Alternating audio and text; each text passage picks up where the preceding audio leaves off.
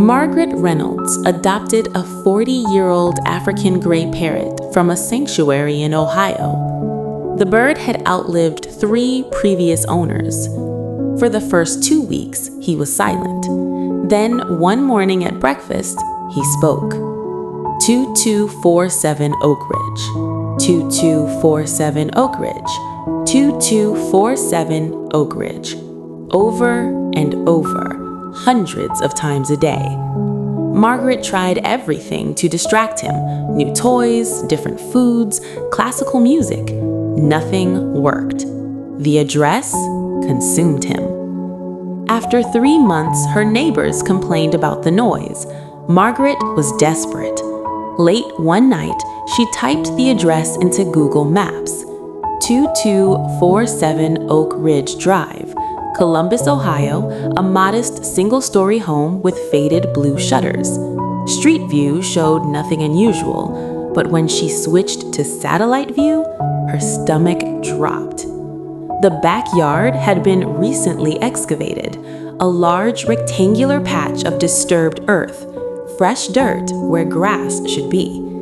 She clicked on the news tab, local headlines from 6 weeks earlier. Human remains discovered at Columbus residence. The address matched. Margaret's hands shook as she read further. A woman's body had been buried in the backyard, deceased for approximately 7 years. The victim's name was Sharon Beckworth, age 52, when she vanished. Her husband reported her missing in 2016. He claimed she left him for another man. The case went cold until an anonymous tip led police to dig. Margaret scrolled through archived articles. Then she found Sharon's obituary photo. The woman was holding a bird, an African gray parrot. Margaret ran to her bird's cage. She pulled out the adoption papers from the sanctuary. Previous owner, estate of Sharon Beckworth. The parrot had lived with Sharon for 18 years. He witnessed everything. Margaret called the Columbus Police Department. Detective Harris listened to her story, then asked her to bring the bird in.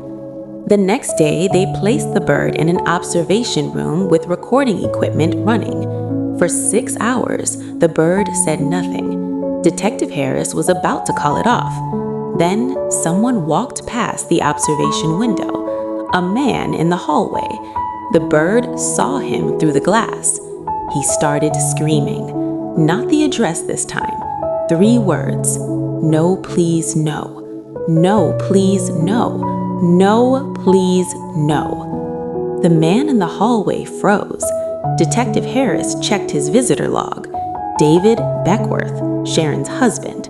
He'd come to inquire about the investigation status. The parrot went into a frenzy, thrashing against the cage bars, still screaming those 3 words. David Beckworth requested a lawyer within the hour. 2 days later, he confessed. The parrot's reaction had broken him. He admitted to strangling Sharon during an argument, buried her while the bird watched from the kitchen window. After Sharon's death, he couldn't stand the parrot's presence, donated him to the sanctuary within a month. The bird spent 7 years in silence until Margaret brought him to a home just 12 miles from where Sharon died. Close enough to remember, close enough to speak. The parrot now lives at a specialized avian sanctuary in Oregon, far from Ohio, far from the memories. He's never said the address again, but sometimes, late at night, caretakers hear him whisper, "No, please, no." Margaret visits him twice a year. She brings sunflower seeds and sits quietly by his cage.